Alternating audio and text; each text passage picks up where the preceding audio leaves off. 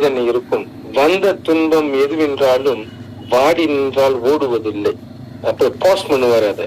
அதுக்கப்புறம் சொல்லுவாரு, எதையும் தாங்கும் இதயம் இருந்தால் இறுதி வரை அமைதி பிறக்கும் சொல்வார். அதுக்கப்புறம் ஒரு வரி வரும், உனக்கும் கீழே உள்ளவர் கோடி, நினைத்து பார்த்து அமைதியை நாடுன்னு.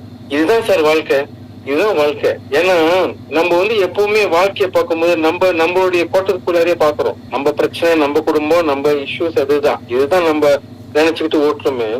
ஆனா உனக்கும் கீழே 100ன்னு சொல்ல, 200 சொல்ல, உனக்கு கீழே 1 கோடி. இத ஏன் நான் இதுல வலியுறுத்தி சொல்றேன்னா, அல்லா தாலா நம்மளுக்கு கொடுத்த அந்த வாழ்க்கை என்பது ஒரு வரப்பிரசாதம், ஒரு கிஃப்ட். அப்ப ஒரு 10 பேர் இருக்காங்க வச்சுக்கோங்க சார். 10 பிள்ளைங்களுக்கு நீங்க ஒரு கிஃப்ட் கொடுத்தீங்கன்னா 10 பிள்ளைங்களும் அந்த கிஃப்ட ஒரே மாதிரி பாத்துக்க மாட்டாங்க. அது ஒரு பிள்ளை அன்னைக்கே பிரிச்சு பாத்துரும், இன்னொரு பிள்ளை உடைச்சிரும். ஆனா அந்த 10 பேர்ல யாராவது ஒரு பிள்ளையாவது அது ஒரு பொக்கிஷமா வச்சுக்குவாங்க. ரொம்ப வருஷம் வரைக்கும் அது ஒரு கிஃப்ட் கொடுத்திருக்காங்கல்ல.